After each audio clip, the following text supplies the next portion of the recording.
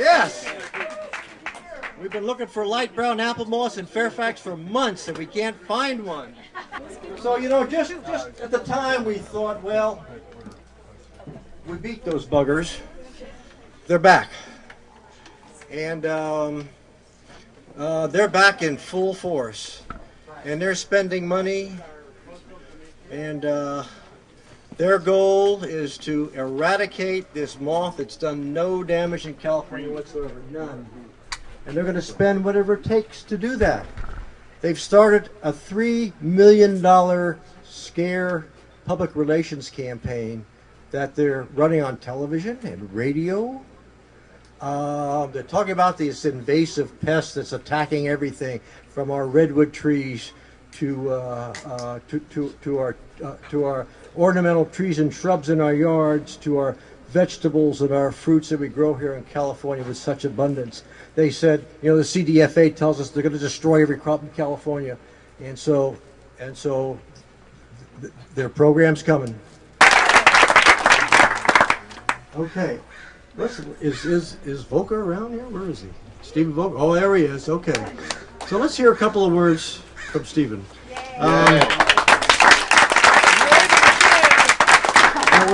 We went into federal court in San Francisco in November, and in April, the EPA threw up the white flag, but they never apologized for what they did.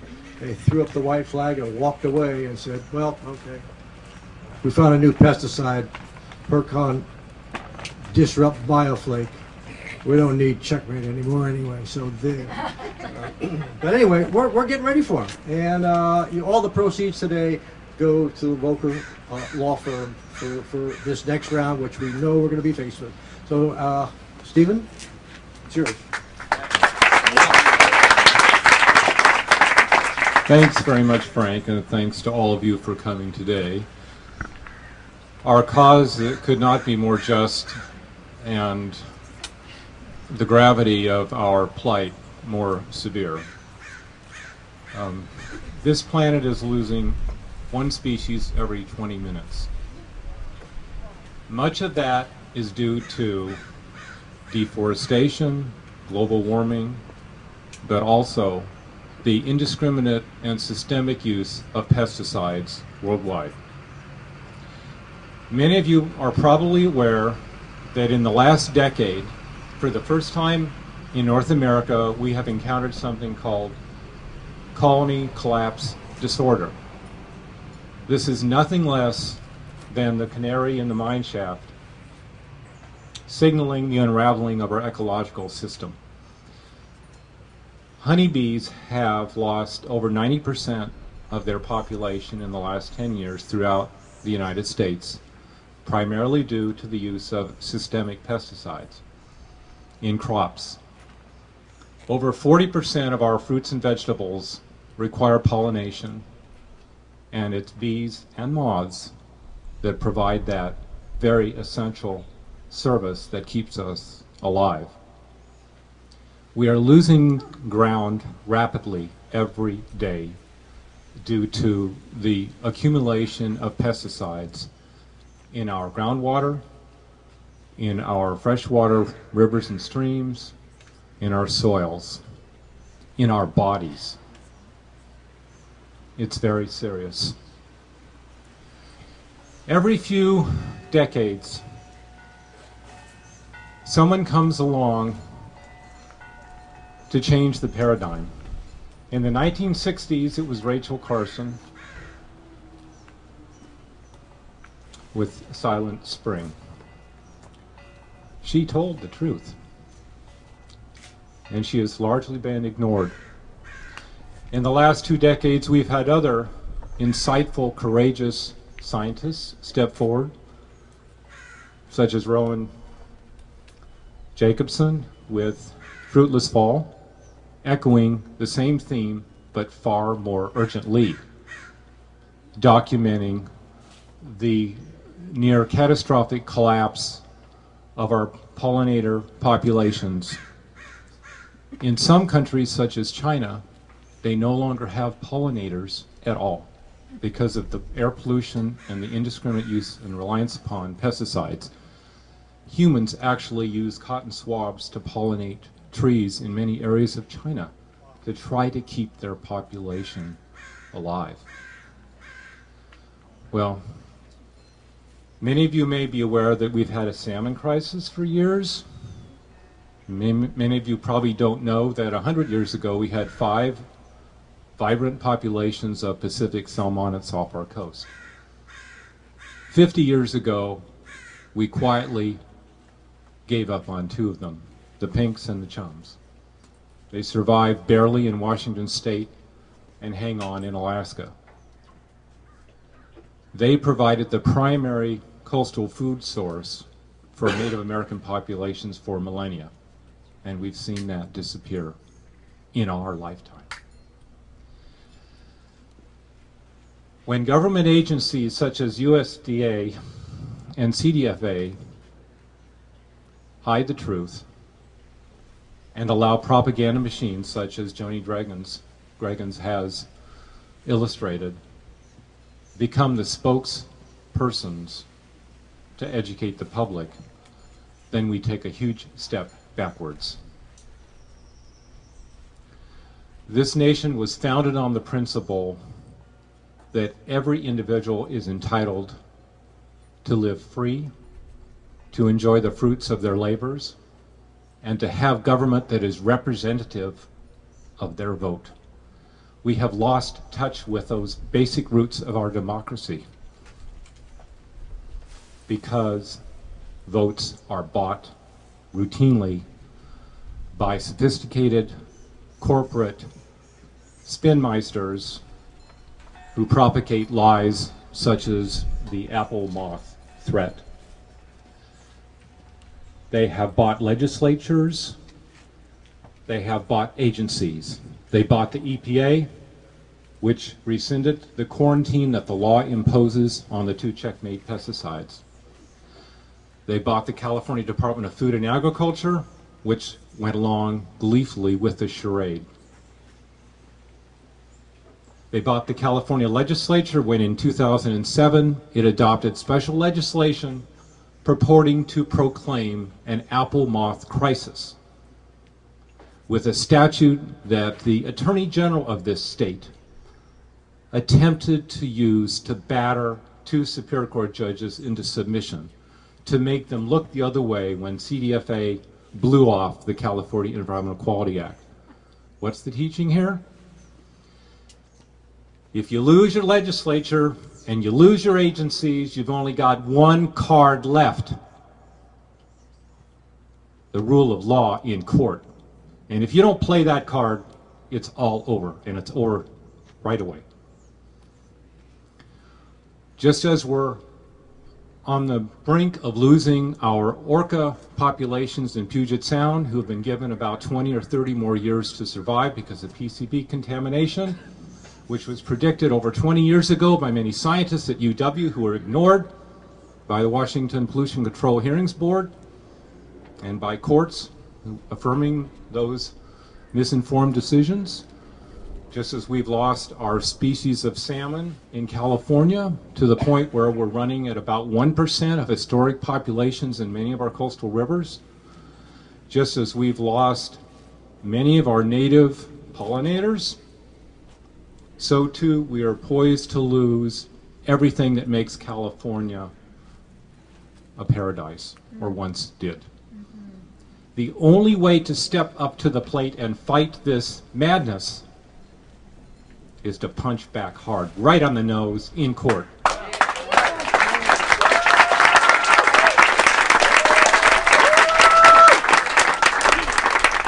And that simply is what we do. We went after EPA when it lied about checkmate OLRF and checkmate LBAM-F, and purported to declare to agencies and the public that they were safe. And rather than meet us in a fair fight, they turned their back and fled in terror. They rescinded the quarantine exemptions that they had improvidently issued for those 2 pesticides. So it is not lawful, as you might have otherwise concluded from your review of the draft EIR to rely on those two pesticides now.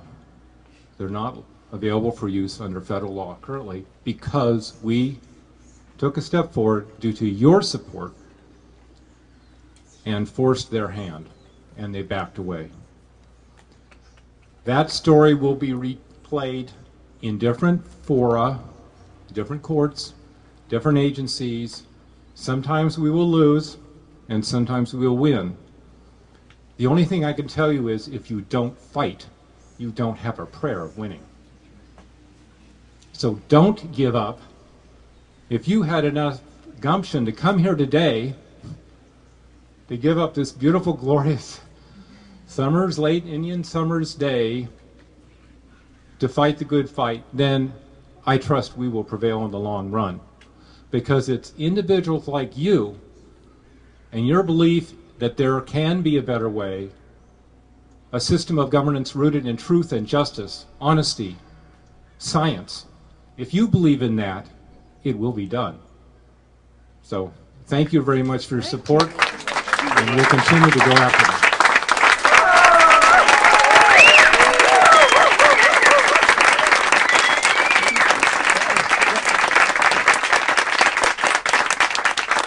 Questions of our three guests here that you may have thought of while one or the other was speaking. You know, I should note that Dorothy Graham from Stop the Spray East Bay is here. Hey, how about that? Thank you, Dorothy, for coming over. Thank you. Something you should know, with us throughout this whole fight has been a professor from UC Santa Cruz, Daniel Harder. Yeah. And Daniel Harder is the director of the Arboretum down there at UC Santa Cruz. And he's been telling the world about the CDFA and their junk science and how they were wrong. And he is a scientist. And the state of California has just eliminated his salary from the state budget. They didn't fire him. They didn't close the Arboretum. They eliminated his salary. Can you believe that? The Schwarzenegger administration and the CDFA, that's what they've done to him. So they got even with him for telling the truth. So you'll be getting emails from us shortly about what we can do to you know, fight this unjust action by the governor's office and the Department of Food and Ag to a professor who has brought truth to justice here in through this whole program. You know, they don't play clean. They play dirty. They play dirty. And we need to know that. So when Stephen says we got to take them on in court, we've got to take them on in court because they don't play nice. Questions? Any questions? Comments? Ross? Any ideas, Ross? Here? Ideas? I don't know. Kimberly. Can you update us on the water deadline on Monday, the 21st, to intervene to prevent the EIR to file a lawsuit on that? Yes, the issue of desalination and whether or not the Marin Municipal Water District will be allowed to go further with their plan. The environmental impact report / notice of determination chance the opportunity to file to stop that or to review it or to get a court to say, you know what, they didn't properly address the environmental issues. It's 5 o'clock Monday. 4 o'clock. I'm sorry. 4 o'clock Monday. I'm working on Fairfax time. You know, I forget the courts. The courts close at 4 now. We're lucky they're even open Monday. I mean, they're talking about shutting down one day a month or one day a week here. But our deadline is Monday. We're really close. I think Carrie brought some checks today with us, with her, and you know, we expect to file before 4 o'clock on Monday. We're still trying to get some plaintiffs on board with us. So that's where that is. We're so close. Okay. There we go. Well, okay, here we go. Yes, Susan. A question about the law, and that is, what do they have to gain by pushing forward with doing the spraying? Well, you know, what we were saying last year, it's being driven by the pesticide industry, by the ag industry, by big ag, by corporations. They're the ones who are going to benefit. None of us in our communities are going to benefit. No. It's all about big money. You say follow the money, but that's what it is here. It drives the whole program. Sutera, who was a maker of Checkmate, contributed, what was it, $146,000 to Governor Schwarzenegger's, one of his re-election campaigns. I mean, you wonder why the governor supports what they're doing. My gosh, follow the money. Yes, Roberta. What was the result of the Academy of Sciences study, and how will that impact our lawsuit? Well, have you paid much attention to that, Steve? That's an excellent question, and I think that study provides ample ammunition for us to demonstrate, as a matter of scientific fact, that USDA violated the Plant Protection Act, which requires sound science. There are 3 or 4 provisions in that act and a sister act which forbid USDA from approving pesticide programs that do more harm than good. Just as there are a number of statutes in California that forbid CDFA from lying to the public, as it has been doing. And one thing that I wanted to mention today is that there is strength in diversity. Just as there's strength in all of you coming together, offering your different perspectives and experiences and expertise, so too, when any one of you stands up to fight, it helps the cause, it helps all of us. For example, there's a small boy by the name of Jack Wilcox. His life was forever changed in the fall of 2007. And he is a plaintiff. And his lawsuit, and he's only 2 years old, his lawsuit says that the state of California owes a duty to every citizen not to violate the California Environmental Quality Act if it harms physical health. Because if it does, there's a statute in the state that imposes monetary liability on employees of the state, including Mr. Kawamura. If they tell you that this pesticide has been tested and proven safe, and number 1, it hasn't been tested, and number 2, much less proven safe, those are lies that literally Jack Wilcox will take to the bank. But first, he's got 11 deputy attorneys general trying to wipe him out. That's the way it works. It's dirty, it's unfair, it's mean. And they are hunting little Jack Wilcox, filing motions. In our cases, we have 3 tort cases, 1 in Monterey Superior Court for Jack, 2 in Santa Cruz Superior Court. If we establish liability in one of 15 claims made in those cases, we will use that in this case on the draft DIR. So you may be 80 years old and thinking of retirement someday, or you may be 2 years old and having your daily breath stolen from you. Doesn't matter.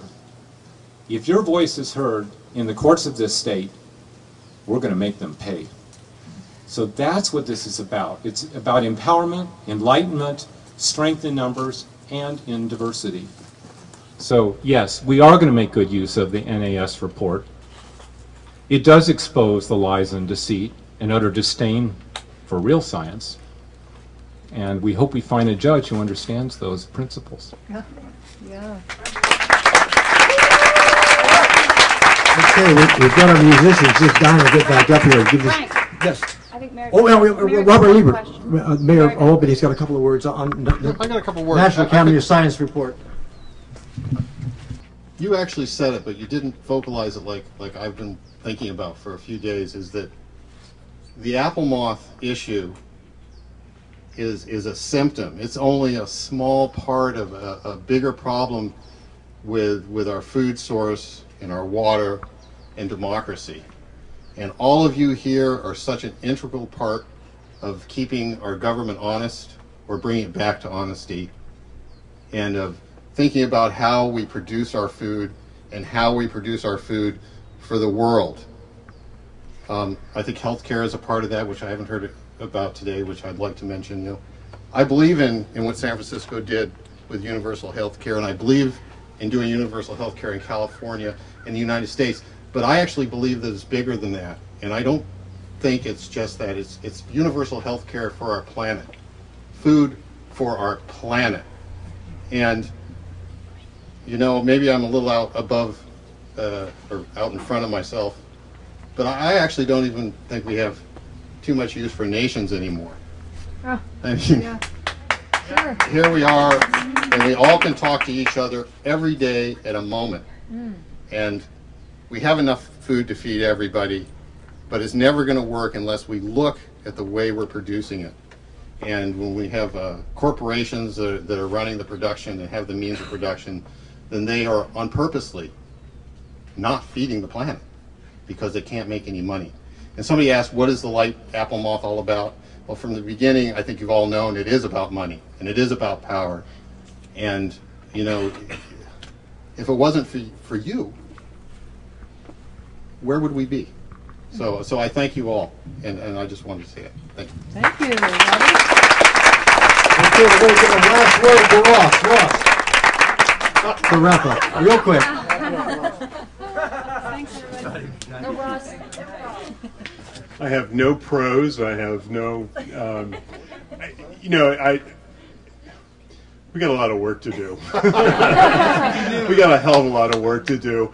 We should take pride in the accomplishments that everybody here has managed to achieve. But like I said, and as you so eloquently said, and you so eloquently, I think, demonstrated, their tactics are evil. We're going to have to take on evil. Go. There we go. Okay. All right.